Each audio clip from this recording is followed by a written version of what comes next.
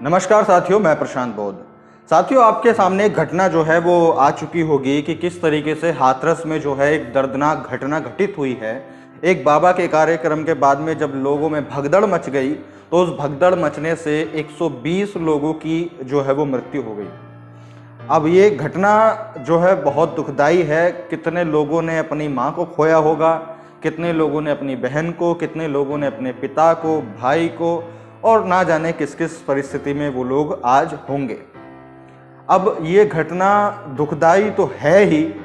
साथ में सबसे ज़्यादा सवाल खड़ी करने वाली भी है। वो ऐसे कि जिस बाबा का ये प्रोग्राम चला था, सबसे बड़ा तो मुझे आश्चर्य और ताज्जुब इस बात का हो रहा है कि ये बाबा साला हमारी रडार में कैसे नहीं आ पाया। हम इसको कभी देखे ही नहीं। हमारे सामने आज ये पहली बार जो है वो आया कि ये भी कोई बाबा है जिसकी लाखों की भीड़ है, जिसके लाखों भक्त हैं। तो सबसे पहले तो मुझे तभी बहुत ज़्यादा आश्चर्य जो है वो इस बात का हुआ। लेकिन फिर भी अब ये बाबा बना हुआ था, ये बाबा अब अपने आप को जो है भोले का स्वरूप बताता था कि मेरे पास में भोले की कुछ ज़्यादा कृपा है, और ये पानी पिला करके लोगों की बीमारियां ठीक करने का जो है काम करता था, और तरह तरह के चमत्कार दिखाने का या बताने का ये काम करता था। और लोग इसके यहाँ पर भक्ति में जाते थे कि बाबा बड़े चमत्कारी हैं। अब सबसे पहला सवाल तो उठता है ये उसी बाबा के ऊपर कि भाई जब इतना बड़ा कोई घटना होने वाला था तो भाई तुमको उसका अंदेशा कैसे नहीं हुआ, या उसके बाद में चलो अंदेशा नहीं हुआ, उसके बाद में घटना घटित हो गई। तो घटना घटित होने के बाद में जो 120 लोगों की मृत्यु का आंकड़ा भी आ रहा है, और अभी पता नहीं कितना ये बढ़ेगा, क्योंकि बहुत सारे लोग गंभीर रूप से घायल हैं जो कि अभी अस्पताल में हैं। हो सकता है ये आंकड़ा 150 तक पहुंच जाए। और तो जब इन लोगों के साथ में घटना घटित हो चुकी है तो बाबा का कोई चमत्कार किसी प्रकार का उन भक्तों के जो परिस्थिति है उनको बदलने के लिए क्यों नहीं काम आ रहा है? क्या ये सवाल उनके भक्तों को नहीं पूछना चाहिए? जो किसी अहरे गहरे आदमी को, किसी अहरे गहरे आए या कोई बाबा बना भोले, और तुम लोग उसका चरण चाटने लग जाते हैं, चूमने लग जाते हैं, पाँव धो करके पीने लग जाते हैं, तो क्या उन लोगों को ये सवाल नहीं पूछना चाहिए कि भाई आप 5 साल से 10 साल से बड़ा चमत्कार दिखा रहे थे, बड़े लोगों की दुख समस्याएं सब हल कर रहे थे, लेकिन आज जब असल प्रॉब्लम जो है आपके सामने आई है तो आप क्यों नहीं इसका हल निकाल पा रहे हैं? तो सबसे पहला फिर ये सवाल बनता है। उसके बाद में जिनका नाम लेकर के वो लोग बाबागिरी कर रहे थे, जिनका आशीर्वाद बताकर वो बाबागिरी वहां पर कर रहा था, तो उन 120 लोगों की जान बचाने के लिए उस शक्ति ने भी काम क्यों नहीं किया? और एक और आश्चर्यजनक यदि बात मैं आपको बताऊं तो वो ये होगी कि जितने भी लोगों की मृत्यु हुई है या जितने भी लोग गंभीर रूप से घायल हैं, उन सभी में से 99% लोग दलित समाज से होंगे, SC ST OBC समाज से होंगे, जो लोग इनकी भक्ति में लगे रहते हैं और एक दिन अपनी जान तक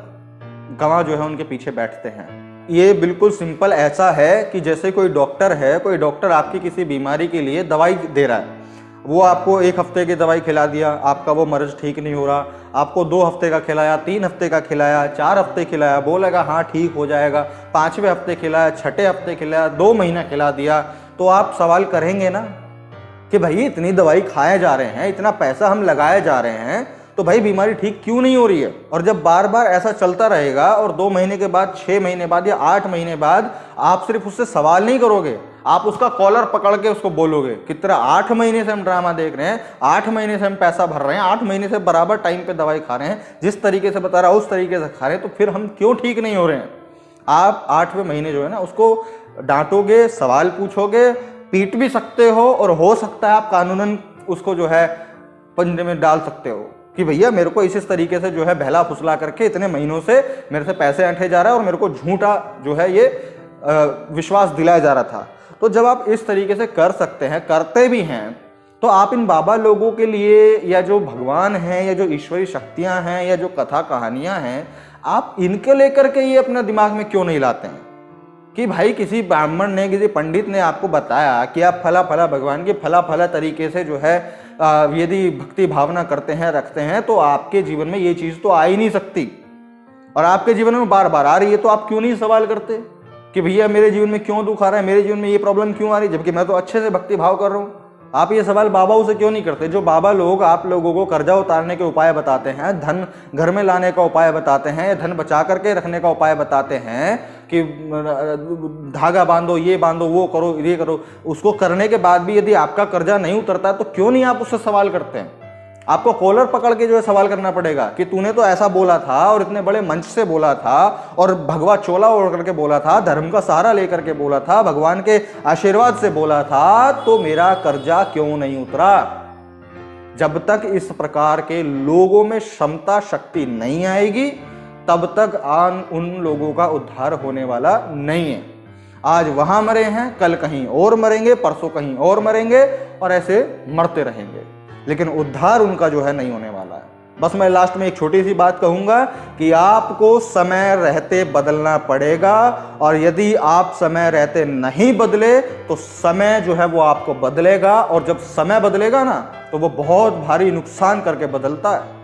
इस बात का ध्यान रखिएगा। तो इसीलिए समय रहते सोच लीजिए, समझ लीजिए और इन बाबा लोगों से दूर हो जाइए, तभी आपका और आपके परिवार का बेहतर भविष्य तय हो सकता है। तो अगर आपको ये बात समझ में आई है तो इस वीडियो को शेयर कीजिए। मैं प्रशांत बोध मिलता हूं आपसे अगली वीडियो में, तब तक के लिए बहुत बहुत शुक्रिया, धन्यवाद।